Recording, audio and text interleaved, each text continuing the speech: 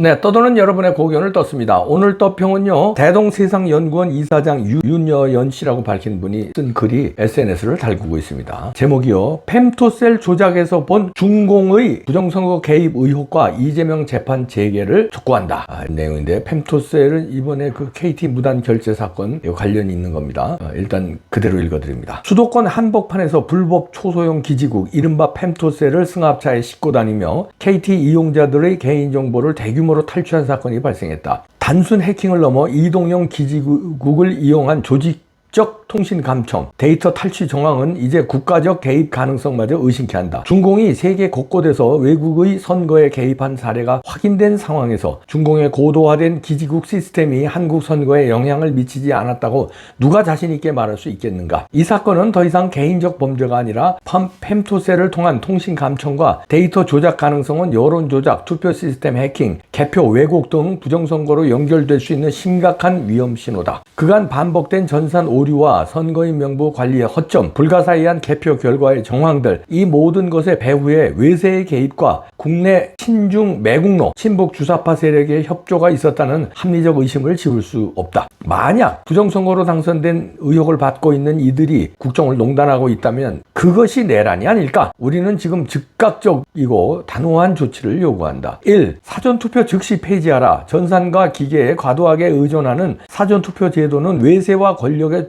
조작 통로가 되었다. 국민의 신뢰를 잃은 제도는 더 이상 존속할 이유가 없다. 2. 부패한 선관위 전면 해체 및 전면 조사를 시행하라. 선관위의 조직적 외부 결탁 의혹을 철저히 규명하라. 중국과의 결탁 여부, 정권과의 유착 정황을 낱낱이 조사하고 책임자를 처벌하라. 이재명 관련 재판을 즉시 재개하라. 다수의 중대한 혐의를 가진 피고가 권력을 남용한 정황과 함께 선거 조작 의혹까지 더해진 현 상황에서 재판이 중단되어서는 안 된다. 법은 누구보다 강력하게 적용되어야 하며 이재명 재판이 재개되어야 헌정 질서와 법치 질서가 살아난다. 펨토셀 범죄는 단순 통신 해킹 사건이 아니다. 대한민국의 민주주의를 겨냥한 체제 전복 시도이며 외세에 결탁한 국가 반국가 세력의 범죄적 공작이다. 국민이 침묵하면 권력과 외세의 검은 손은 더욱 대담해질 것이다. 국민이여 깨어나라. 자유 대한민국을 지키는 마지막 보루는 우리의 감사와 행동이다. 감시와 행동이다. 부정선거에 연루된 자들을 철저히 단죄하고 사전투표 폐지와 선관위 전면 개편으로 투명하고 공정한 선거제도를 되찾자. 천박하고 혼탁한 국정농단을 중단시키고 이재명 관련 재판을 재개해 헌정질서와 법치질서를 바로 세우자. 지금 행동하지 않으면 우리의 민주주의는 다음 순간 더 큰 위기에 빠질 것이다. 국민과 함께 이 위기를 막아내자.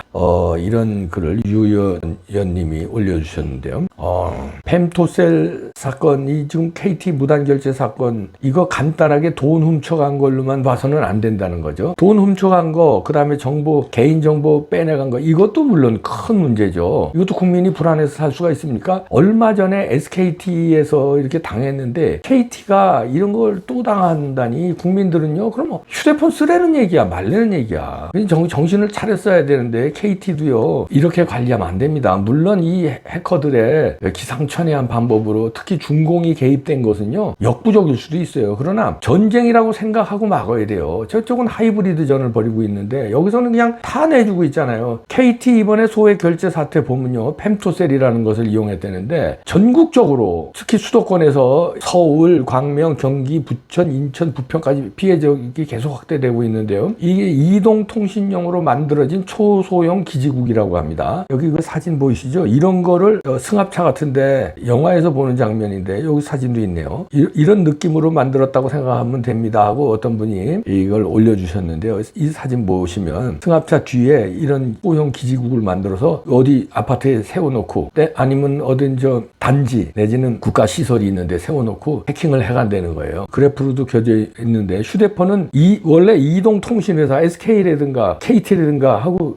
거기서 설치한 기지국과 연결해서 통신이 되는 건데 이 펨토셀이라는 건 여기서 중간에 인터셉트를 해서 중간에 휴대폰들하고 연결해서 통신을 할 수 있다는 거예요. 그래서 위험한 게 이게 인증번호 없이 그냥 그동안에는 눌러야 해킹 당하는 거 아니에요. 뭐가 이제 URL 같은 게 와요. 부모님이 뭐 돌아가셨다 이런 게 와서 쟤 어저께 저 친구 부모님 멀쩡하셨는데 왜 돌아가셨지? 하고 누르면은 그게 해킹 당하는 거예요. 아니면은 내가 지금 경찰에 쫓기고 있는데 도와달라. 이러면, 이 새끼 웬일이지? 하고 누르면 이게 해킹 당하는 건데, 그게 아니라 누르지도 않았는데 자기도 모르는 사이에 해킹 당하고 돈이 빠져나가고 정보가 빠져나가는 게 이게 위험하다는 건데요. 펜토셀이라는 자체가 아주 작은 단위를 나타내는 그 단위의 이름이래요. 여기 보면 이제 그 단위가 있잖아요. 그런데 저는 이런 수학이나 이런 거 잘 모릅니다만 아주 소형이란 의미인데, 그래서 중간자 공격이 가능하다는 겁니다. 휴대폰이 펜토셀에 연결되어 있기 때문에 휴대폰 KT나 SK 기지국하고 연결되는 게 아니라 전파를 중간에 가로채기를 한다는 거죠. 그래서 중간에서 정보를 빼먹는다는 거죠. 중간자 공격이 가능해서 이게 막을 방법이 없다는 거예요. 우리 개인들은 아무리 방어막을 해도. 그래서 이게 이제 정부라든가 이런 통신 회사에서 이걸 잘 방어를 해야 되는데, 지난번에 SKT 뚫렸는데 또 KT가 뚫리니까, 이런 아까 보여준 사진 다시 보시죠. 노트북이나 보조 배터리 에그 이런 걸로 가짜 기지국을 이렇게 사진처럼 만들어서 이동하면서 범행을 저지른 것으로 보인다는 거죠. 이 휴대폰 소액 결제는 보통 인증번호 문자 메시지 통해 인증하잖아요. 근데 그 인증번호 문자를 해커가 중간에서 가로챈다는 거예요. 그러니까 비밀번호 없이도 인증번호 문자로 이렇게 다 돈도 빼가고 정보도 빼갈 수 있다는 거예요. 그래서 위험하다는 건데, 가만히 있어도 해킹당하는 시대다. 링크를 누르거나 첨부 파일을 눌러야 해킹하는데 이제는 그게 아니다는 얘기죠. 보안업체도 이건 어떻게 하지도 못한다는 건데 큰일 났습니다. 이런데 이건 이제 돈 빼간 것도 큰일 났지만, 권력을 탈취했다면, 이게 이제 예를 들어서 중국의 어떤 조직이 들어와서 이렇게 이동통신 차량에다가 승합차에다가 이런 걸 설치해가지고 몇 대가 지방마다 쫙 퍼져가지고 이걸 했다면, 서버로 가기 전에 중간에서 탈취해서 조작을 해서 예를 들어서 2번 표 5장 중에 하나를 1번 표로 가게 한다든지 이런 식으로 해킹을 하면은 그냥 그렇게 해서 가는 거죠. 그럼 서버에서 집계되면은 그냥 꼼짝없이 당하는 거죠. 그래서 우리는 그동안에 서버만 까라고 그랬는데, 서버도 까야 되지만 선거인 명부하고 대조를 해야 됩니다. 그래서 중간에 탈취했으면 선거인 명부하고 서버하고 안 맞잖아요. 그러면 이게 부정선거라는 거예요. 맞아야 되는 거 아니에요. 왜냐하면 선거인 명부대로 입력을 해서 메인 서버로 보냈기 때문에 메인 서버에 집계하고 선거인 명부 집계하고 맞아야 되는 거예요. 왜냐면 여기 보냈기 때문에. 근데 지금 이 새로운 게 들통난 거는 펜토셀 조작이라는 거는 중간에서 여기로, 그러니까 개표장에서 집계한 게 중앙선관위 메인 서버로 가기 전에 중간에서 탈취를 해서 조작을 해서 보내버리면 감쪽 같다는 얘기죠. 그래서 서버도 까야 되지만 선거인 명부도 같이 까야 된다는 얘기입니다. 이게 개인이 이런 걸 했을까요? 이런 아무리 최첨단 기술에 능한 놈이라도 이 개인 조작이 아니에요. 중공이 개입됐다고 이분도 의심하는 거 아닙니까? 중공이 세계 곳곳을 누비면서 외국 선거에 개입한 사례가 확인됐잖아요. 근데 한국에만 개입을 안 했다? 말이 안 되는 거예요. 그러니까 이런 것들이 나오는데 화웨이에 의심하는 것도 나오고, 이제 펜토셀까지 나왔어요. 저는 여기서 아쉬운 게 윤석열 대통령은 뭔가 알고 계실 텐데, 그래서 계엄을 했을 텐데, 그래서 선관위를 급습했을 텐데, 선관위 연수원을 급습했을 텐데, 근데 그게 잘 안 됐나? 왜 그동안에 그 사건에 대해서 침묵하시는지, 뭔가 증거를 확 잡으려고 그랬는데 잡질 못했나? 잡았는데 잘못된 걸 잡았나? 제대로 된 완벽한 증거가 아니라 절반 정도 증거되는 걸 잡았는데 이걸 까면은 또 우기니까, 완벽한 거 아니면 맨날 또 우기고, 저 선관위 우기지, 법원 우기지, 야당 난리칠 거지. 그러니까 섣불리 까지 못하는 그런 걸 잡았나?